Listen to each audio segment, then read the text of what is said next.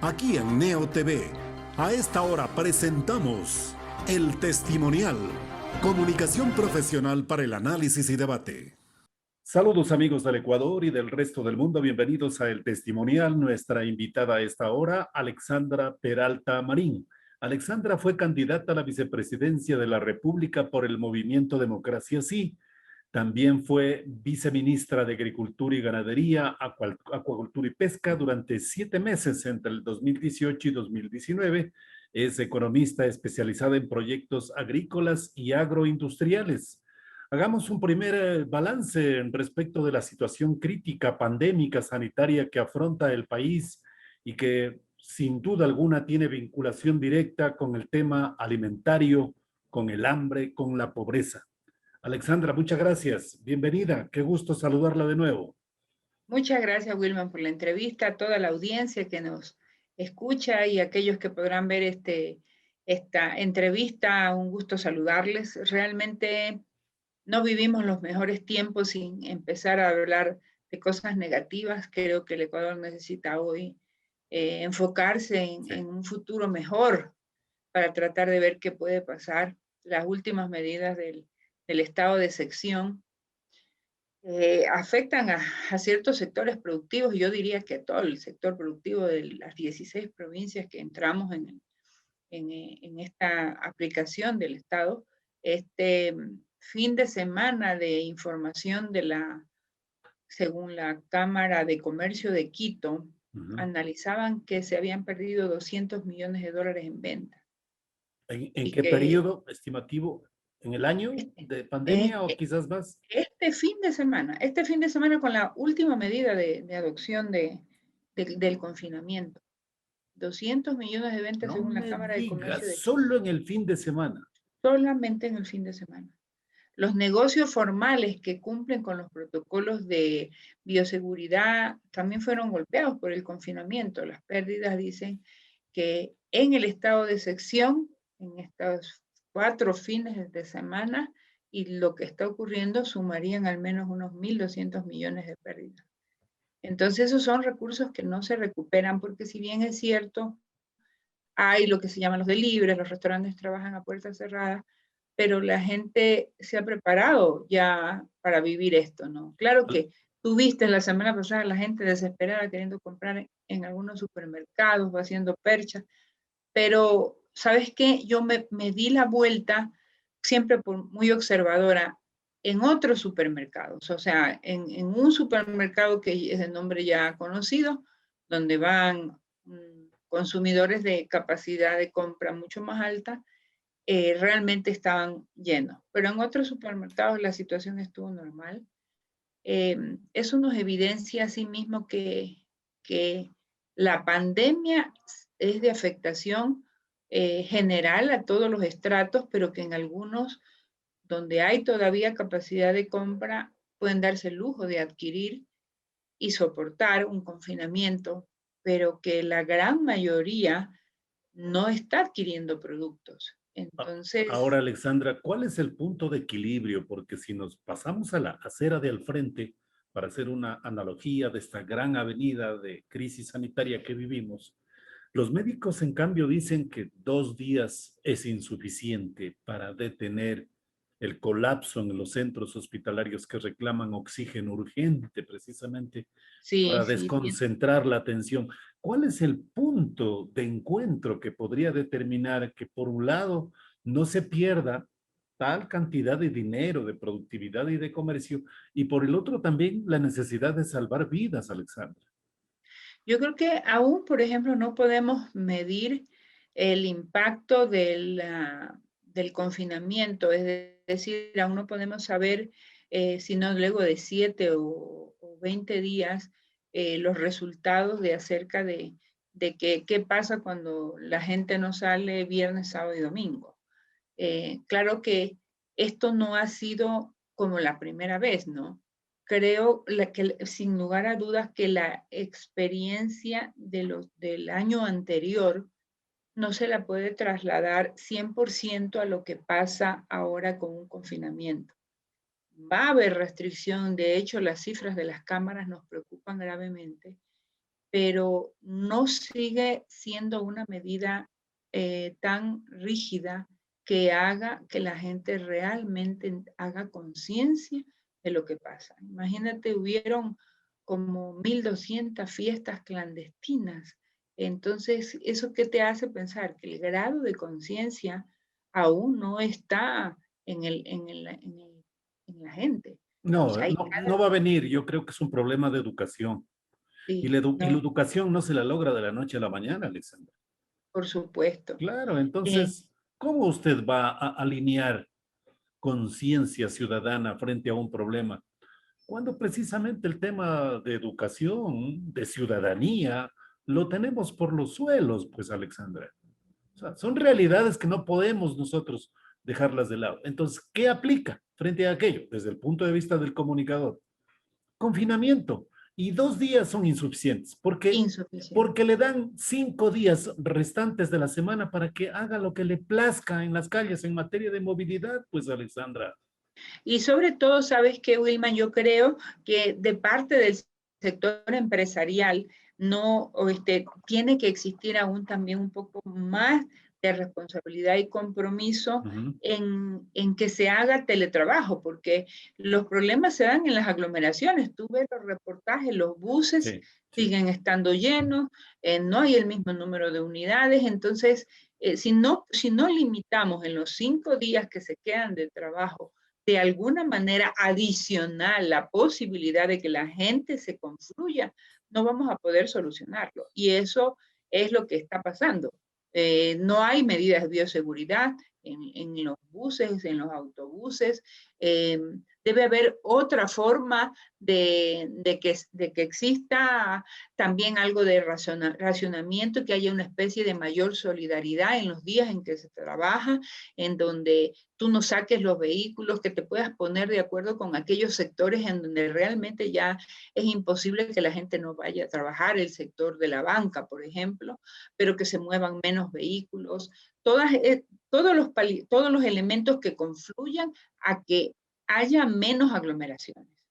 Hay sectores en donde la gente no, y sobre todo ciudades que por tema de clima no pueden estar confinados. Y hay sectores también asimismo, es entendible de que si no trabajan, porque la informalidad es una de las cosas que más resurgió en medio de la pandemia, si no sales a trabajar no tienes para llevar alimentos a tu casa. Entonces, ¿cómo solucionas ese problema? Porque la gente dice, este es un tema de comida, o me muero de hambre o me muero por el COVID. Entonces, si es un problema de alimentos, creo que la intervención estatal necesita considerársela de una manera diferente. Necesitamos hoy sumar esfuerzos para que la gente pueda satisfacer eso. Escuchaba las declaraciones del presidente Lazo y él decía, vamos a combatir la pobreza y vamos a combatir el hambre. Y aquí hay elementos que se pueden hacer, pero que no han habido decisiones políticas para solucionarlo. Por ejemplo, Si la gente sale porque tiene que comer, hay que llevarle comida a su casa. kits Y eso alimenticios. alimenticios y productos alimenticios. Ok. Y mira, y hay recursos que se pueden reordenar hoy. ¿Cómo los financio, Alexandra? Y fíjate, aquí hay cosas que son claras. Hay más de 800 millones utilizados en el bono de desarrollo humano. El bono de desarrollo humano llega a, qué sé yo, en algunos casos puede llegar a 850.000 familias, más que familias, personas que tienen grupos de familias. ¿Cómo está el tema en este momento, el tema de la alimentación de esa o de la distribución de esos recursos? Esos recursos se los está distribuyendo exactamente en qué? En dinero. ¿Qué hacen los beneficiarios del bono?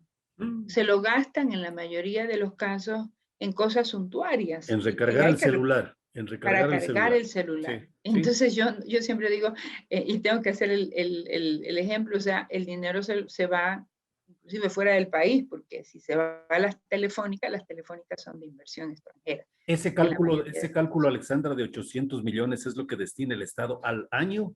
Al año. Al año. Al año, sí. Pero tú puedes, por ejemplo, tú puedes determinar qué pasaría si en vez de que esos recursos se los entregue en dinero, correcto, se los entregamos en alimentos.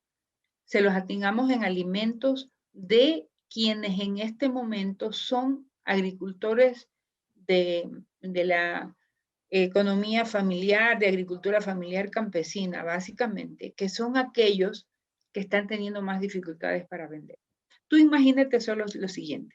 La producción agrícola, al igual que la producción en el Ecuador de las pymes, MIPYMES y de las grandes empresas, tienen una pirámide. Es una pirámide en donde en la parte baja están la mayor cantidad de productores. Esos son los agricultores de agricultura familiar campesina, perdón que lo reitere así. Ellos son los más vulnerables a la adquisición de sus alimentos. Son los que alimentan nuestras casas.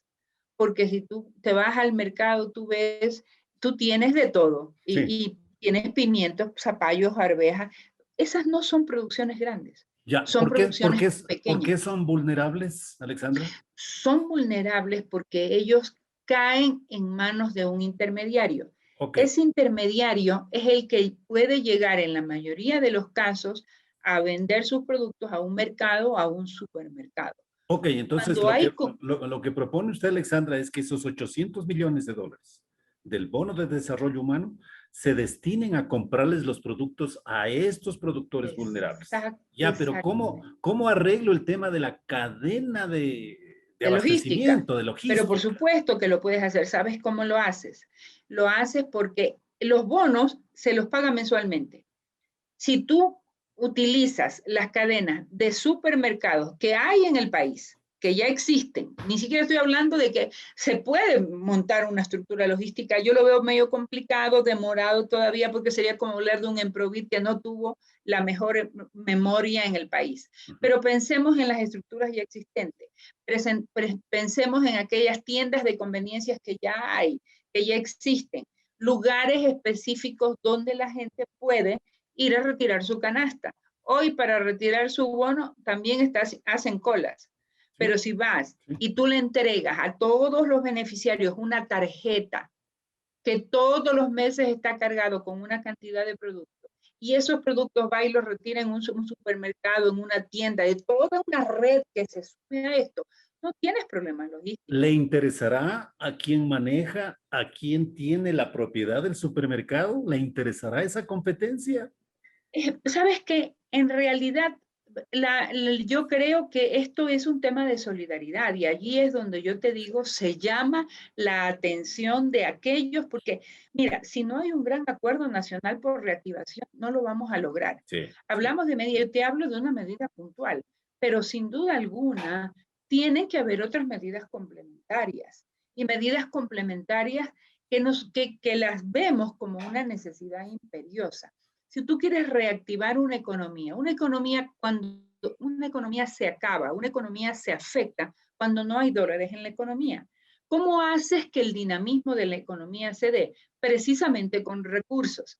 Si hoy en el país no hay recursos, es lo que no hay, porque no hay trabajo, porque hay muchos despidos, porque no hay cómo acceder a recursos internamente. Entonces, ¿qué tiene que tener el gobierno? El gobierno debe crear un gran fondo nacional de reactivación, sobre todo para aquellos sectores que están siendo más vulnerables. El presidente Lasso decía, se va a dar 1.000 millones al sector agrícola, 1.000 millones al 1%, al 1%, a 30 años plazo. Suena lindo. El tema de la instrumentación es que a quién va a ir dirigido.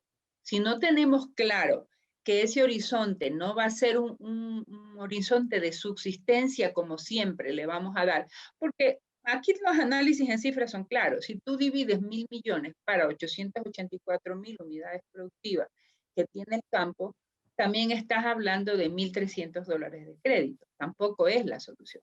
Entonces tiene que haber una focalización de esos recursos, que me parece que estén bien.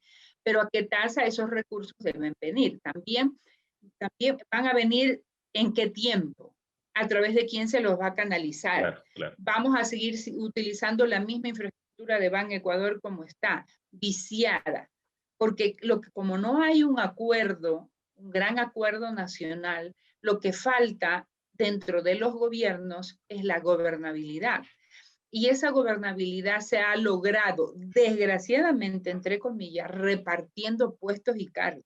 Ok, entonces No. vamos consolidando, Alexandra, la propuesta que Ajá. es muy interesante, la que usted formula, de que desde el bono del desarrollo humano se empiece a entregar estos kits alimenticios para la población. Entonces, el siguiente paso, ¿cuál es? A ver, nosotros les vamos a dar estos kits alimenticios de forma mensual. Habría que identificar si les alcanzará una sobrevivencia, no sé de cuántos días, Alexandra, usted tiene quizás ese análisis técnico. Y Sí. luego también quisiera conocer de usted cómo vendría paralelamente la propuesta sanitaria. Es decir, usted se me confina y no sale para nada durante 20 días, como recomiendan los médicos. Vayamos a Por ese análisis, supuesto. Alexandra, para Claro, completar esta propuesta muy interesante que usted formula. Claro, lo que habría que hacer en esto es, que eso es algo que no lo hemos podido lograr, pero ¿dónde están los sectores más vulnerables? Entonces, ¿a dónde el COVID afectó más? Y si tú haces el análisis, que eso también ya existe, está en los lugares más altos de pobreza. Donde hay más alta pobreza, hay más niveles de contagio. Entonces, esa es precisamente la gente que ha sido más golpeada. Es la clase media baja, es aquella que no tiene recursos. Entonces, hay un sector de la economía que debe mantenerse aislado, pero con alimentos para poder subsistir. Entonces, esa transferencia de alimentos debe estar dirigida a ellos. ¿A quiénes? A las madres cabezas de hogar. Hoy hay un listado, hoy se sabe quiénes fueron los despedidos. Si tú dices, inscríbase aquí en una lista a los que no tienen trabajo, te vas a dar cuenta cuánta gente hay y en qué sectores está ubicado. Entonces, el confinamiento puede hacérselo zonificado, pero debe hacérselo también con la entrega de alimentos necesarios para esto, pero tenemos que actuar rápido. Pero sin duda alguna, y eso es algo que no puede dejárselo de reconocer, que la mayor medida de reactivación económica que el país puede tener en este momento es la vacunación. Y Okay. yo ayer celebraba cuando veía que el grupo de IFARE se va a unir a este proceso logístico de vacunación, que era lo que siempre planteábamos. El país tiene que reconocer, el gobierno tiene que reconocer que no tiene la capacidad logística para administrar la vacuna. Entonces nosotros decíamos, no es que le estamos diciendo que los privados sean los que importen, que también puede ocurrir. En otros países ya lo están abriendo. Pero yo digo, si hay un acuerdo, un preacuerdo, que los gobiernos sean los que adquieran la vacuna, vayamos por la logística. La logística es la que nos está haciendo falta. Entonces, unamos a estos actores que tienen cadenas de distribución, farmacias, como hacen ya países del tercer mundo. La vacuna, ¿dónde se aplica? Tú vas a una farmacia y se aplica la vacuna. Exacto, como entonces, puntos de vacunación, las farmacias podrían operar muy bien. Como responsables ellos, yo creo que vamos a poder lograrlo mucho más rápido. Y en este caso, DIFARE tiene la red inclusive para distribuir la vacuna de forma rápida y masiva, porque la logística que tiene, como dice usted. Claro que sí, y no solo ellos, yo creo que debe abrirse a otros grupos empresariales que también tienen estructuras logísticas para eso. Y creo que la red de farmacias grandes es la que mayor tiene. Entonces debe ser una alianza en la que todos participen, en donde haya un acuerdo de corresponsabilidad, donde lo que sí puede haber es tal vez una inspección del Ministerio de Salud revisando la aplicación y el cumplimiento de las vacunas en las condiciones que se den, pero mientras más masiva sea la vacunación, más rápido lo vamos a solucionar. Ahora, también quisiéramos verlos, Alexandra, a los empresarios para que... proponiendo y también exigiendo, reclamando, ojalá que lo hicieran, para que sus trabajadores sean también entre los primeros en vacunarse, para que la reactivación productiva y la confianza precisamente de acudir a su puesto de trabajo, de ser necesario, también se fortalezca, pues, Alexandra. Pero al empresariado no le vemos en esa línea, le vemos simplemente acorazado y esperando que el Estado resuelva los problemas sanitarios en este momento y exigiendo paralelamente también reactivar su productividad y quejándose, como sin duda alguna tienes razón, quejándose de que no produce, de que no vende. Claro, pero este es un círculo vicioso. Entonces, por eso yo te decía, tienes un problema interno, el problema sanitario, tienes por el otro lado el problema económico, no hay recursos y hay despidos. Ahora pensemos, ¿qué cosa tenemos a favor? Tenemos alimentos a favor. Este es un país que tiene la mayor cantidad y la mega diversidad en producción.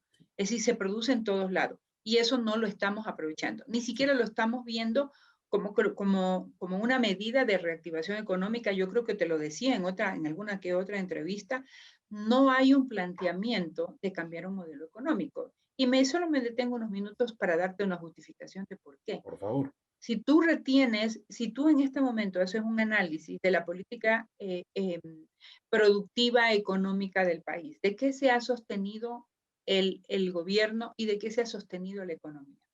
En el caso del gobierno, tú revisas el presupuesto general del Estado, que es tan sencillo, asequible para la revisión, y te das cuenta cuáles son los ingresos de financiamiento. El año 2020 tuvimos 4.900 millones de dólares por ingresos petroleros. Solamente eso, 4.900 millones, 4.984 millones, para ser más exacta, de ingresos petroleros, en ventas de crudo petrolero. Tienes esa cifra frente a que al otro lado, ¿qué tienes para financiar el presupuesto general del Estado? Tienes 15.000 millones de impuestos, de tributos, y tienes por el otro lado los ingresos, los otros ingresos que el Estado tiene cuando genera bonos y cuando hace algún otro tipo de ingreso que no está contemplado allí, que no son mínimos, y tienes luego un hueco fiscal que lo que hace es complementarlo con deuda. Entonces, si te das cuenta que no hay un incentivo adicional para que el Estado pueda solucionar su crisis. Su primera crisis es una crisis de infraestructuras, una crisis de sostenimiento a lo que el Estado es. ¿El Estado qué se dedica? Se dedica a salud, se dedica a educación, a seguridad y cuando puede, a la inversión en obra pública, en la asignación de recursos a los gobiernos seccionales. ¿Que vienen de quién? De la captación de los tributos. Y ese es el círculo en que el Estado se mueve, ese es los recursos, esos son los dólares que mueve el Estado. Si no tiene dinero, ¿qué hace? Trae deuda, porque hay solamente 3 fuentes de ingresos a la economía, o deuda, o exportaciones, o inversión extranjera. Ha sido difícil conseguir para el país inversión extranjera porque, claro, la gente no quiere ver. Entonces, ahí tú dices, ese es el dinero que viene por parte del Estado. Ese dinero no reactiva la economía. Revisa tú las otras fuentes de ingresos privadas que el Ecuador tiene. Y te das cuenta que una de las fuentes privadas de mayores ingresos son las exportaciones de productos agrícolas. En petróleo, 4.900 millones, pero en ingresos por exportaciones de frutas, de banano, cacao, café, camarón, flores, se ingresó a la economía ecuatoriana 14.900 millones de dólares. Es decir, 3 veces más, perdón, 4, casi 5 veces las exportaciones petroleras.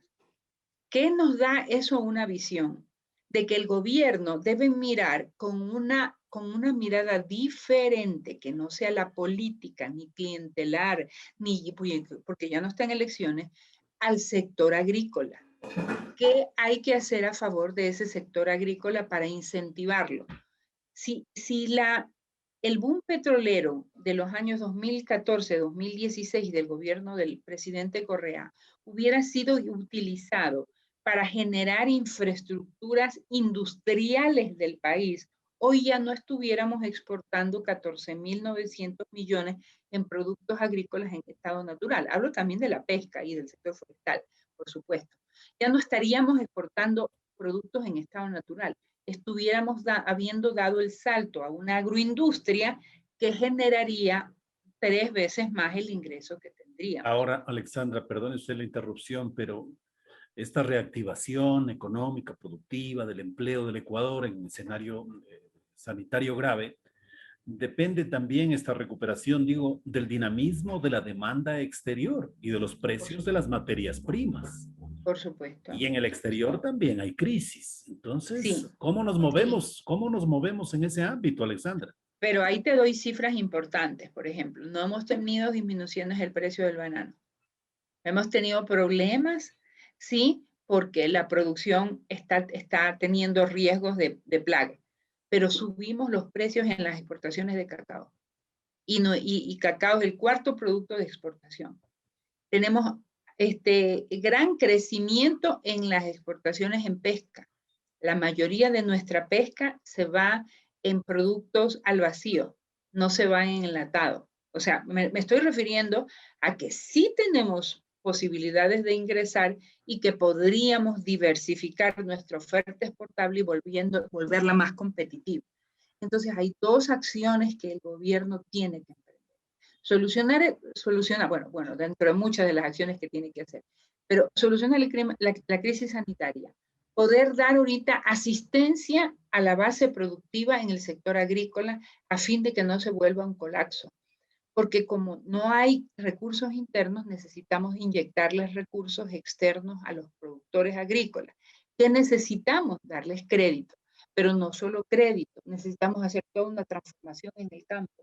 Ahora, el productor agrícola también dice, paren el contrabando, no hagan importaciones de productos que nosotros sí podemos abastecerlo Sí, al y mercado ese local. contrabando, claro, pero ¿por qué viene el contrabando? El contrabando es resultado de costos de producción altos que tiene el país. Entonces, uno de los costos incidentes en la producción es el costo del dinero. Necesitamos bajar el dinero y por eso debe haber un gran fondo de reactivación con tasas de interés que no superen el 5%. Hay que captar los recursos de los mismos organismos internacionales que hoy están ofreciendo recursos a ciertos segmentos de la economía, por ejemplo, madres cabezas de hogar, recursos para la reforestación. Esos recursos no vienen a más allá del 1 o el 3%. Necesitamos generar ese andarivel que tiene que venir a través de la banca pública, con recursos específicos para eso. Grave error de los gobiernos anteriores fue el endeudamiento y del gobierno actual, que no se termina todavía, el endeudamiento para el Estado. Los créditos vienen al gobierno, pero los organismos multilaterales también tienen créditos para las personas, para los sectores privados. Y allí el único que hace el esfuerzo es el sector privado. Pero si captamos recursos para ellos con tasas preferentes, si hay de verdad una auténtica política de beneficios en la banca a favor de estos sectores, sin duda alguna que vamos a poder Es salir. decir, hay alternativas, Alexandra, y esta entrevista ha Hay, sido de planteamientos muy positivos, como usted lo ha hecho en realidad. Veamos si eso encajaría en una propuesta ideológica de economía liberal, como ha anunciado el nuevo gobierno. Entonces, ahí también la incertidumbre crece, ¿no? claro, ahí tocas un tema que es un tema político, ¿no? El tema político que tiene que ver con Claro. lo que nosotros, desde nuestras miradas y como te contaba, como las 5 mujeres que nos unimos, nosotros basamos nuestra propuesta en 5 ejes que son importantes en el país y necesarísimos para poder salir de la crisis. El primero, transparencia, que es lo que decimos. Tenemos que tener un país transparente, es una política transparente. El gobierno no puede ocultar. El tema de la contratación pública hoy tiene que volverse transparente porque eso le va a dar sostenibilidad. Tenemos que en el tema el siguiente tema, en el tema de gobernabilidad. Ahí viene el tema de los acuerdos que deben existir, no los acuerdos por amarre. Creo que ya el país ya no se puede dar el lujo de eso. ¿El tercero? Acuerdos por gobernabilidad que van a incluir pactos, yo digo, conversamos entre nosotras, un pacto ético y un pacto fiscal. ¿Eso qué quiere decir? Cuando tú hablas de un pacto ético, hablas también de transparencia. Ese pacto ético va a decir, vamos a anteponer las necesidades del país frente a las necesidades particulares. Ok, entonces transparencia, gobernabilidad, pacto ético, pacto social, nos falta uno. No, lo de los pactos los ponemos dentro de la gobernabilidad, porque el tercer elemento que nosotros planteamos es un desarrollo sostenible, ¿sí? Y allí se contempla exactamente los temas de lo que yo te vengo hablando. O sea, en el tema del desarrollo sostenible, ¿qué es lo que nosotros planteamos? Planteamos apoyar un modelo productivo sostenible, que lo que busca es integrar la producción agrícola y el medio ambiente, donde el protagonista sean las familias campesinas que luchan por la seguridad alimentaria. Y esos son los de agricultura familiar. Alexandra Peralta Marín, candidata o ex candidata a la vicepresidencia de la República por el Movimiento Democracia Sí, en su participación aquí en nuestro programa El Testimonial. Muchas gracias, Alexandra. Muchas gracias, Wilman. Un saludo a todos y que tengan un resto de semanas y por favor a cuidarse. El COVID sigue fuerte. Nos queremos vivos. Cuidemos a los otros. Un abrazo, Wilman. Gracias por la entrevista. Hemos presentado El Testimonial, transparencia de la verdad. De lunes a viernes desde las 18:30.